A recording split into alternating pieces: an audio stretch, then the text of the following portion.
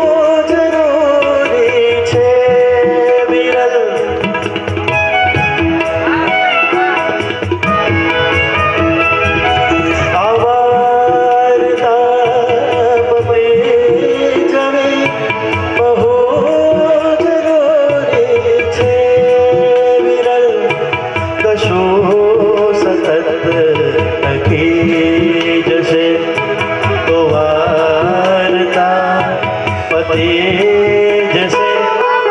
જો જંગના મરે જશે તો વાર્તા પતી જશે.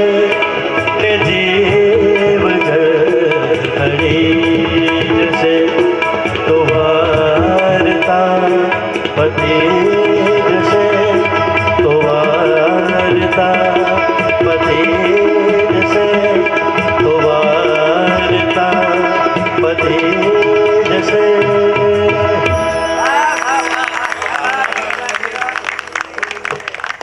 જોરદાર તાળીઓ વિરલ દેસાઈ માટે. આપણી સાથે ઉપસ્થિત છે કવિ.